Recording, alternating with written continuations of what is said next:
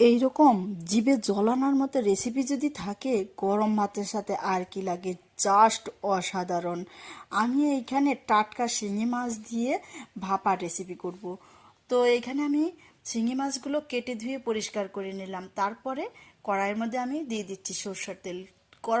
তেলটা গরম হলে আমি পেঁয়াজগুলো ভেজে নিচ্ছি ব্রেস্তার মতো করে এই যেরকম একটু লালচে করে ভাজবো। অবশ্যই একবার হলেও ট্রাই করে দেখবেন, খেতে কিন্তু দুর্দান্ত লাগে।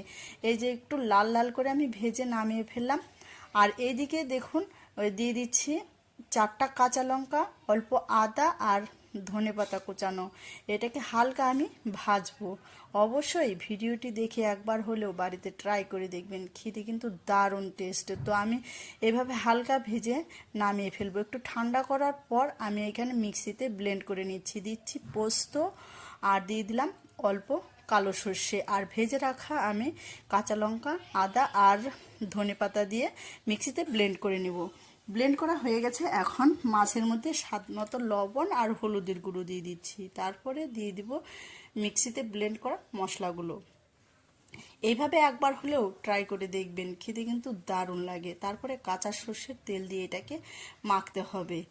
আর আমার ভিডিওটি যদি ভালো লাগে অবশ্যই সাবস্ক্রাইব, লাইক, কমেন্ট করে পাশে থাকবেন। এই যে হাত দিয়ে এরকম মেখে নিলাম কড়াইয়ের মধ্যে। তারপরে আমি দিয়ে দিচ্ছি মেখে রাখা মাছগুলো। এইভাবে রান্না করেও কিন্তু ভাপা রেসিপি অসাধারণ টেস্ট লাগে।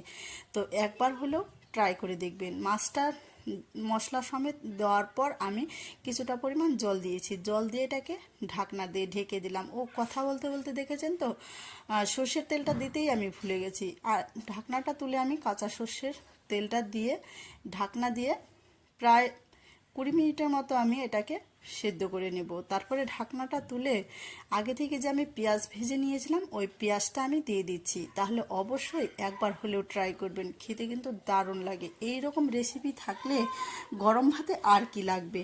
এই যে পেঁয়াজ ভাজাটা দিয়েই কিন্তু হালকা নেড়ে চেড়ে আমি নামিয়ে ফেলবো। আর এই ঢাকনাটা খোলার পর এতটাই সেন্ট বেরিয়েছে, মনে হচ্ছে যেন এখনই এক থালা ভাত নিমিশেই শেষ হয়ে যাবে।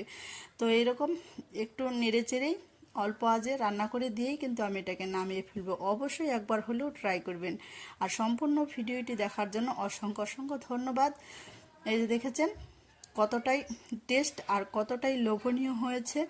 বাড়িতে একবার হলেও ট্রাই করবেন, খেতে অসাধারণ টেস্ট। আমি তো এখন গরম ভাতের সাথে খেয়ে দেখবো কেমন হয়েছে। দারুণ হয়েছে, অসাধারণ টেস্টে।